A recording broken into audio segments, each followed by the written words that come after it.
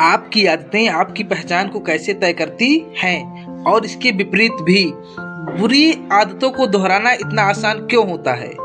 दूसरी ओर अच्छी बातों अच्छी आदतों का डालना तुम इतना मुश्किल क्यों होता है। आपकी दैनिक आदतों को बेहतर बनाने का आपके जीवन पर इतना शक्तिशाली प्रभाव पड़ सकता है जितना बहुत कम चीजों का होता है, लेकिन फिर भी वह हो सकता है। अगले साल भी आप बेहतर आदत डालने के बजाय पुरानी बुरी आदतों में अटके रहे हैं।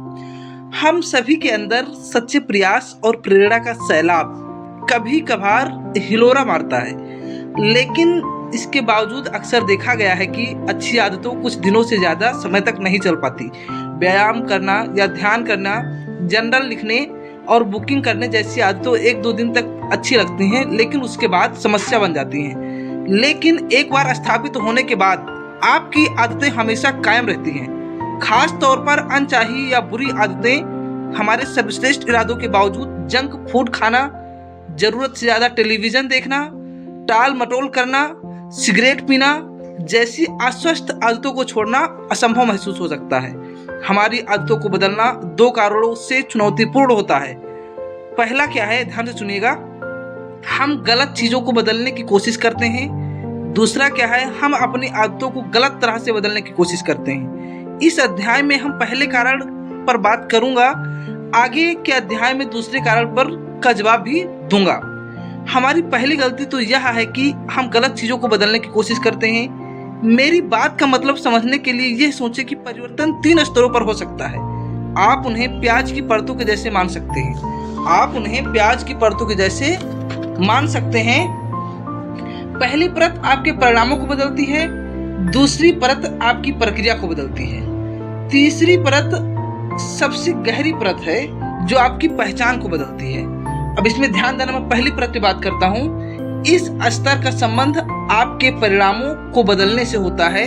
वजन कम करना, पुस्तक प्रकाशित करना, चैंपियनशिप जीतना, आप जो लक्ष्य तय करते हैं उनसे ज्यादातर का संबंध इसी स्तर के व्यवहार परिवर्तन से होता है। दूसरी परत क्या है, इस स्तर का संबंध आपकी आदतों और सिस्टम्स को बदलने से होता है। जिम में एक नई दिनचर्या पर अमल करना, बेहतर कामकाज करने के लिए अपनी डेस्क पर कचरा साफ करना, ध्यान की आदत डालना, आप जो ज्यादातर आदतें डालते हैं उनका संबंध इसी स्तर से होता है। तीसरी स्तर क्या थी, इस स्तर का संबंध आपके विश्वासों को बदलने से होता है। आपका विश्व दर्शन, आपकी आत्म छवि और अपने दूसरों के बारे में मूल्यांकन, आपके ज्यादातर विश्वास, मान्यताओं और पूर्वाग्रहों का संबंध इसी स्तर से होता है।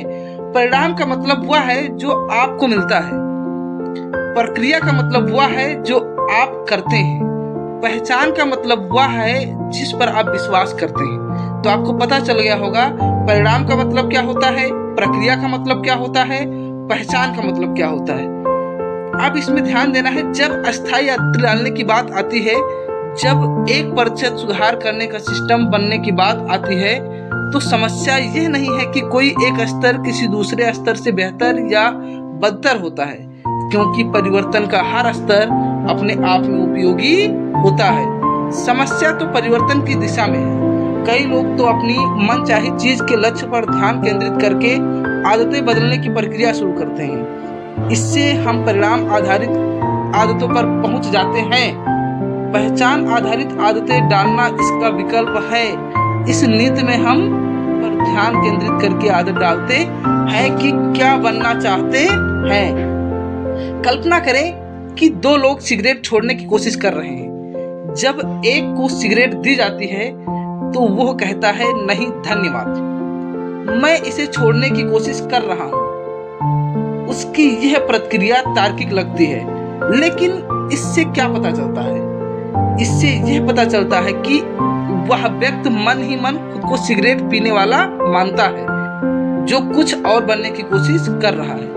वह अपनी व्यवहार बदलने की उम्मीद तो कर रहा है, लेकिन उसके अंदर अब भी वही विश्वास मौजूद है जो उसकी पहचान को तय करता है। दूसरा व्यक्ति यह कहकर इनकार करता है, नहीं धन्यवाद, मैं सिगरेट पीने वाला नहीं हूँ। फर्क छोटा सा है, लेकिन यह कथन पहचान में परिवर्तन का संकेत देता है। धूम्रपान उसके पुराने जीवन का हिस्सा था, वर्तमान जीवन का नहीं। अब उसकी पहचान सिगरेट पीने वाले की नहीं रह गई है। ज्यादातर लोग जब बेहतर बनने की सोचते हैं तो वो पहचान बदलने के बारे में विचार तक नहीं करते हैं। वे तो बस ये सोचते हैं कि मैं छरहरा बनना चाहता हूँ, परिणाम और इस डाइट पर चलकर मैं छरहरा बन जाऊंगा। वे लक्ष्य तय करते हैं और उन्हें हासिल करने के लिए आवश्यक कामों को तय करते हैं, लेकिन वे उन विश्वासों पर कई विचार नहीं करते हैं जो उनके कामों को संचालित करते हैं।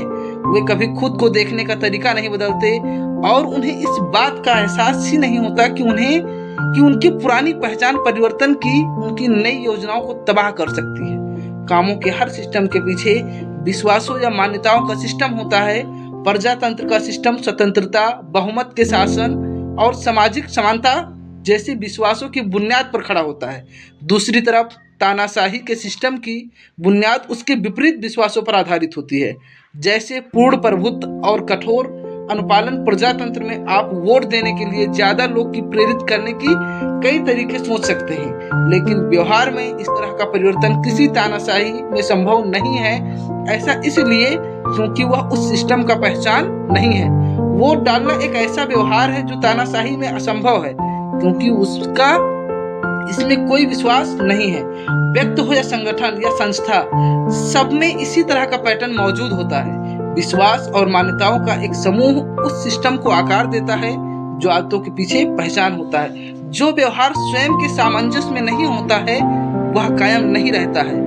हो सकता है कि आपके मन में ज्यादा पैसे कमाने की इच्छा हो, लेकिन अगर आपको पहचान कमाने के बजाय खर्च करने वाली व्यक्ति की है तो आप लगातार कमाने के बजाय खर्च करने की ओर आकर्षित होते रहेंगे।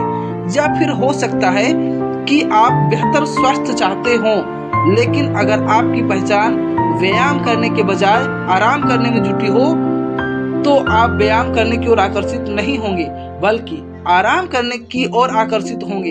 इसीलिए आदतों को बदलना तब ज्यादा मुश्किल होता है जब आपका उनके पीछे के विश्वासों को नहीं बदलते हैं जिनकी वजह से आप पुराना व्यवहार करते हैं। आपके पास एक नया लक्ष्य और एक नई योजना तो है, लेकिन आपने उसे नहीं बदला है जो आप हैं या जो आपकी मूल पहचान है। बोल्डर कोलोराडो के उद्यमी ब्रायन क्लार्क की पहचान इस बात का एक अच्छा उदाहरण है। क्लार्क ने मुझे बताया, जहाँ तक मुझे याद है मैं हमेशा से अपने नाखून चबाता रहा हूँ।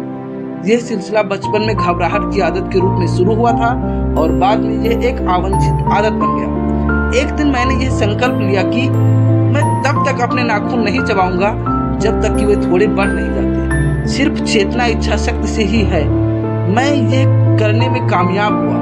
फिर क्लार्क ने एक आश्चर्यजनक काम किया। उन्होंने बताया, मैंने अपनी पत्नी से पूछा कि वह मेरे जीवन का पहला मैनिक्योर